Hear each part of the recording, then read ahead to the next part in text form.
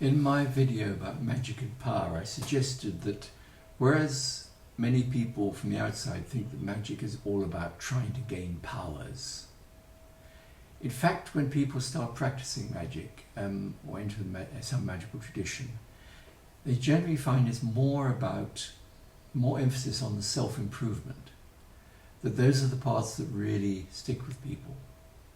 The idea that one is becoming a better person, which fits in with the idea of initiation. Now, this isn't necessarily so. There's an interesting video Stephen Skinner did for the Watkins Bookshop, which you can find on YouTube. And he says that if you go back in time to the sort of foundation of a lot of today's magic, in Egyptian times, in those days, magic was definitely a technology. It was a way of making things happen.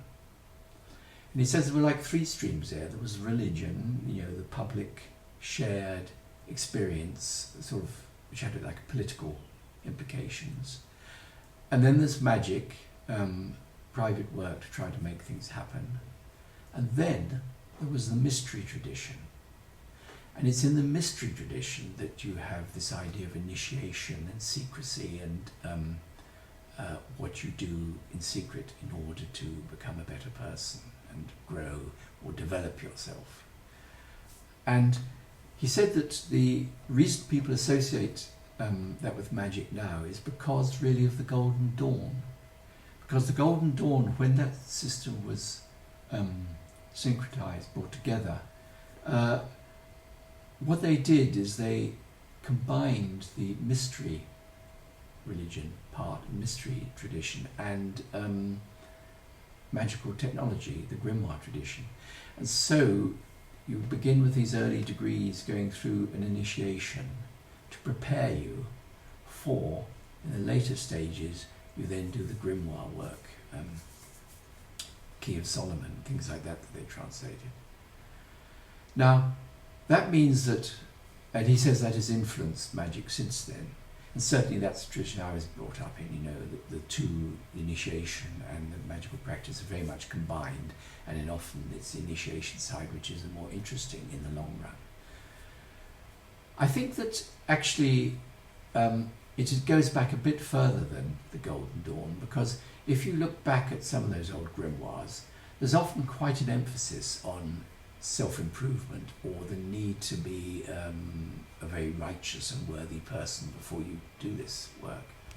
And if you take something like the Abramelin operation, you could say that, as with the Golden Dawn, those first months of meditating and fasting and all the work you do is actually an initiation, a preparation, which gets you ready for the magical spellcraft or technology of dealing with demons at the end of it.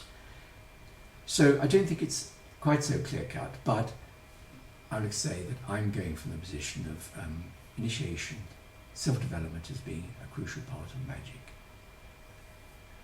And it may not be true of your own system. Now, it isn't exclusive to magic, because of course in any of the other cultures you could want to improve yourself. And an artist might very likely want to be a better artist, a scientist a better scientist, and a religious person to be a better Christian or whatever. But the great emphasis on being a better person inside yourself is more typical of the magical tradition. The nearest to it is the religious idea of becoming good, whether it's a good Christian or whatever. And that has left the strongest mark on our culture because, the society today, because of course religion is at the foundation of the educational system. All those early universities and schools were founded by religious people. And they mark your progress against external criteria. And typically you are taught something and you are tested to see if you have learnt those lessons, and then an honour is bestowed upon you to show you have finished that line of study. And So you can put letters after your name, or say that you've got so many degrees, you're matriculated or whatever. And that idea is deeply entrenched in our society, the idea of improvement as something which is marked out by stages, which you can then claim, I have done this, I have done this. Now when I say that I'm talking about the magical culture, remember I also am taking a much broader view, which includes magic, but I include things like the New Age. And in the New Age there's quite a lot of business about self-development, obviously, all this find your inner what's it stuff. And it includes a lot of the sort of popular psychological systems, everything from Jungian individuation to the Scientologists becoming clear. I include the magical culture myself. And then of course there's the whole alternative healing thing, where they emphasize that healing means becoming whole. Now I also include advertising and marketing are examples of magical thinking to me. But I think that's about the only example I can think of where there isn't an obvious sense of self-improvement built into it. So there are exceptions even in my scheme. But unlike most of the religious traditions, magic has been persecuted, cast out, and so it's become very fragmented. So there is an enormous variety. And the things I say about initiation may apply to your system, may not. But let's start with the one which is closest to religion. That is when you join a formal group, an order, and there is a set initiatory path. Now, people often assume that those levels of initiation are like the educational qualifications.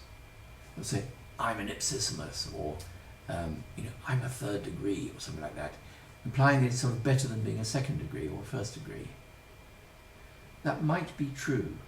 It might be on the sort of religious educational lines. But remember also that the word initiation means beginning. And I have been aware of a number of initiatory systems where actually when you take an initiation, you are not being told of your achievements, but instead a door has been opened to a new set of experiences or a new way of looking at the world that you can learn from. Now many are built on the elemental system. So let's say that you are initiating into an air part of the initiation. So you might begin with a ceremony, lots of sort of weird things and symbolism about air and things like that you don't really understand, and you make your vows and whatever. And then you're given a course of instruction, which might include,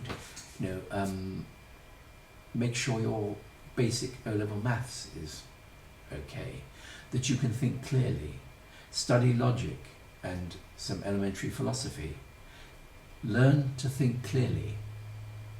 That is your part of your obligation for this year, as well as working with the spirits of air and things like that. And so to say, oh, I've done the air initiation, I've mastered that, of course it's ridiculous. It's just you're being allowed to start working with that. So what about the next initiation, which might be water, working with feelings? When you take that, does it mean you've mastered the previous bit?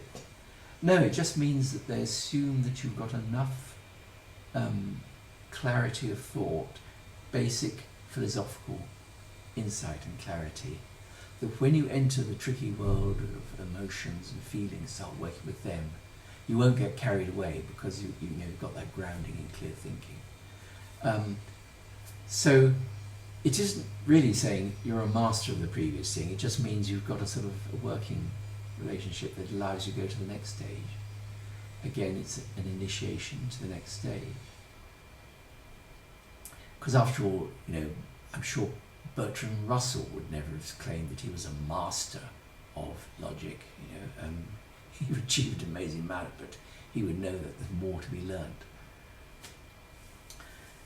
So that's one of the things that may be surprising the idea of initiation as a starting point, not a completion point.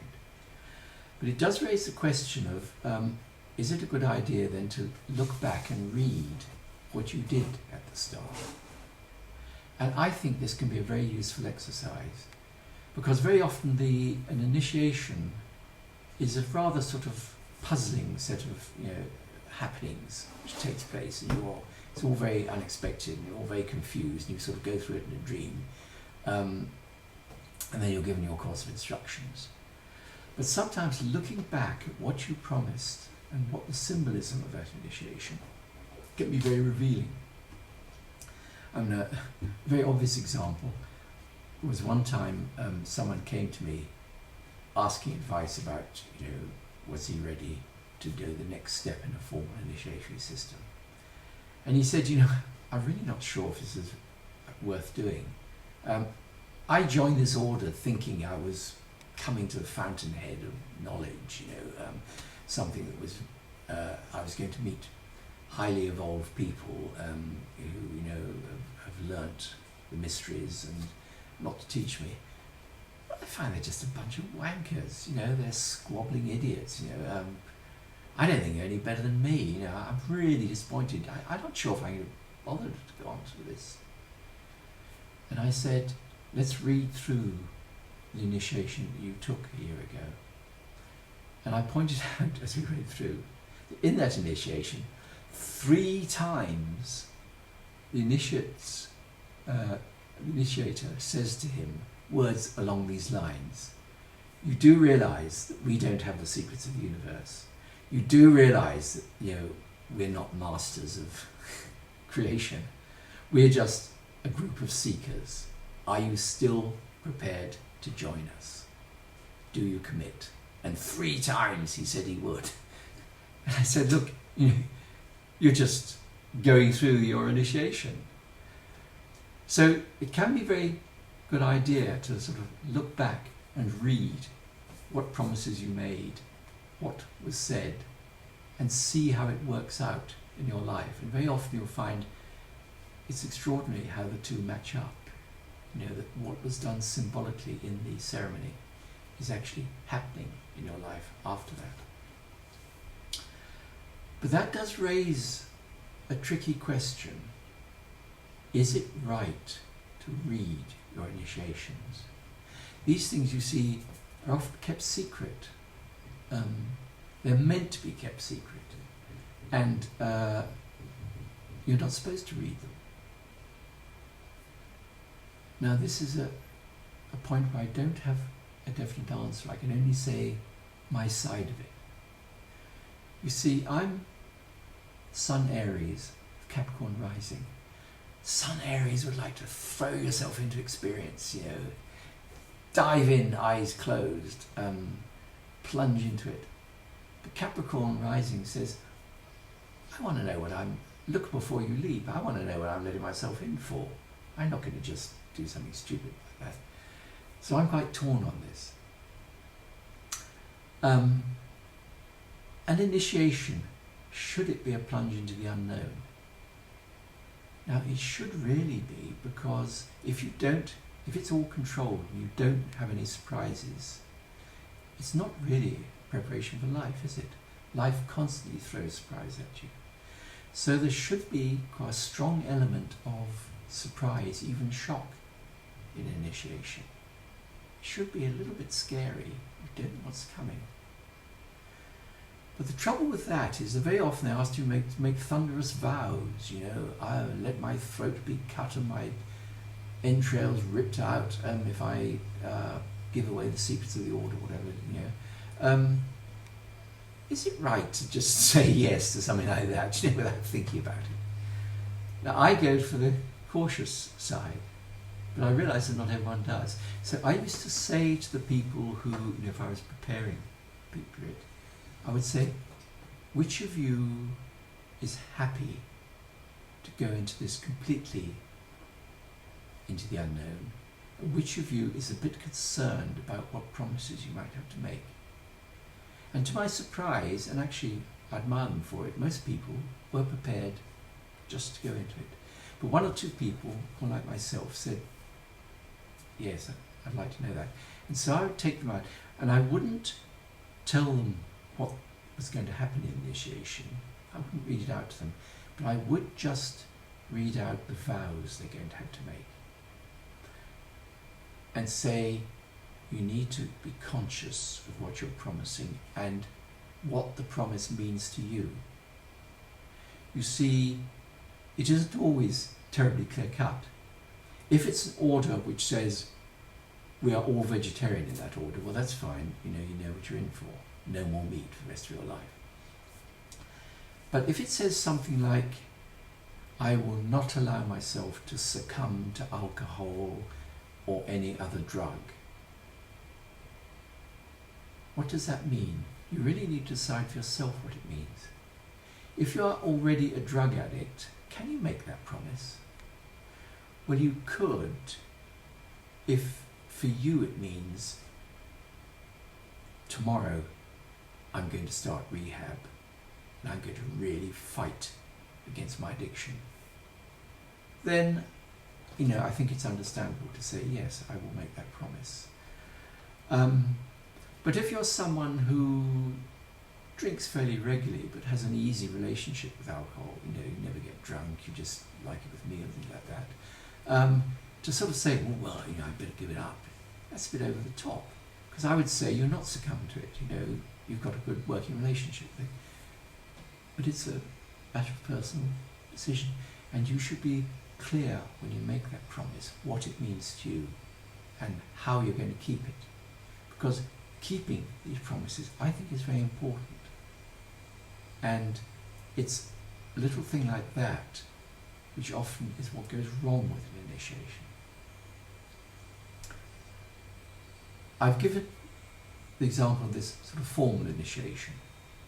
Now, unlike most of the religious systems, magic has been cast out and neglected and denied and scattered.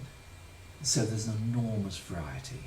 No two initiatory systems are exactly the same unless they're built on the same basis. And you have these formal groups, formal initiations. You also have informal groups. The formal groups are the nearest to the religious type of initiation, but an informal group really is when a group of people say, let's found an initiatory order. There isn't that sort of thing about, this is kind of passed down from time immemorial, but you take some model like the Golden Dawn initiation or the Four Elements or something, and you work out a system based on it, and you work out rituals which best express those qualities to be learned at each stage, and you get together and you formally stick to that initiatory system, but it's one you devised yourself. Outside the group work, there is self-initiation, where you do it on your own. The whole responsibility is your own. Now again, there's formal self-initiation and informal self-initiation. The formal is, for example, the Abramelin operation, where you take a self-initiatory system, and that is a traditional one, and you follow it. And one bit of advice I gave for someone who asked about that, again, was about the vow. Because Abramelin begins on the first day, you write a vow that you're going to continue this operation, complete it. Now, my way of thinking, that was a stupid thing to say in the modern age. Because what if something Kafkaesque happens? The police raid your place and think you're a paedophile or a terrorist or something. To say I'm going to continue this operation in those circumstances is ludicrous. What if a very close relative or dear friend, their life is threatened, they have a severe handicap? You're just going to say, sorry, I can't help, I'm busy. So how did I address that? Well, when I wrote the vow, I put that in. I said, I am going to do this to the very best of my ability. But if there are overwhelming external circumstances that make it impossible, like severe danger to a close friend or family member, I will take that as a message from my guardian angel that I must stop.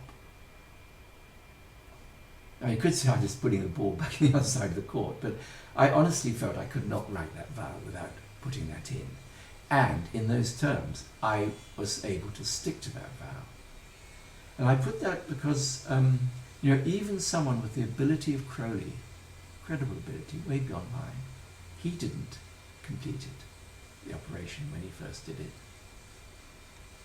To rashly say you're going to make a promise and then not do it is not a good start to initiation. Because very often it's the little details which are really the real challenge. And I'll come on to that when we deal with informal self-initiation. You see, if you don't do a system like the Anglo-Malin operation, you decide you just haven't got time or whatever, what can you do in, say, 2 months or 1 month?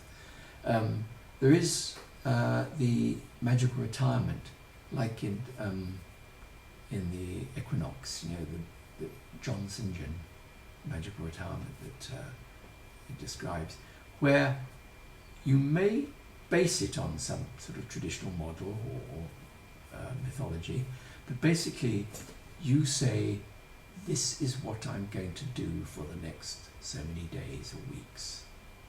And you lay out a set of conditions, what you're going to do. And probably involves meditating, maybe at sunrise, sunset, noon, whatever, maybe eating in a certain way, and other things like that. Now, this is an amazing thing to do because, and I found this in the Anglo-Malin, in our modern world, there's very few occasions you can really set your path yourself and do something that you have committed yourself to. If you have a job, you end up doing things other people ask you to. Even if you're freelance, it's the work that comes in. You decide you're going to do something on the weekend, and then people invite you to a party or whatever, things like that. We're really so much at the mercy, is putting it strongly, but bound by what other people want and do. So to be able to specifically set out what you're going to do is an incredibly empowering experience if you manage to do it. But again, the warning is that it isn't the difficulty of the initial thing, the individual things, meditating, okay, and all that. It's doing it regularly as promised. That is where it really hits you.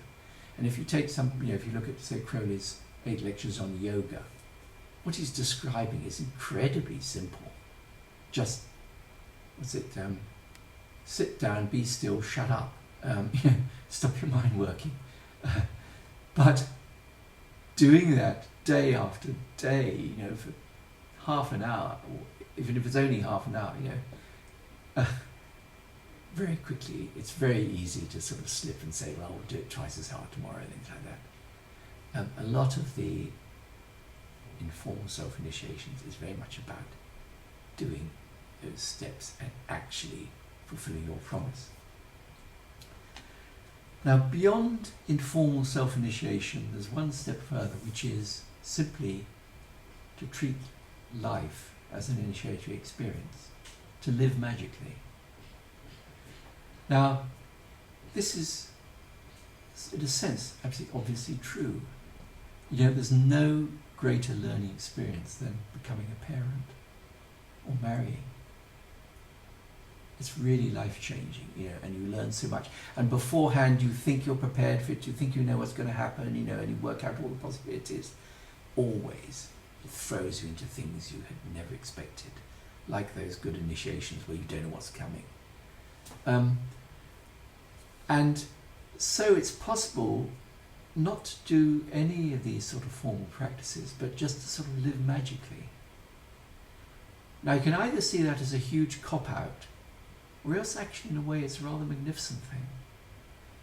Because if you think of the sort of, the bodhisattva idea, where you reach right up to enlightenment, and then the question is, are you going to reincarnate back and bring your wisdom back into the everyday world and to give it as a gift to humanity, or do you stay up there? Now, in a way, someone who manages to achieve a level of enlightenment in everyday life is doing something rather bodhisattva-like. It's just an incredible gift if you can manage it. So I don't think one should dismiss or feel scornful about the person who says they're a magician and yet is really just sort of living magically. It's a very powerful thing if you can manage to do it. 25 minutes, I think I've said all that I wanted to at this stage, but I will add a second video because I will talk about the informal type of initiation when you set up a pattern and give an example of a simple one based on the 4 elements.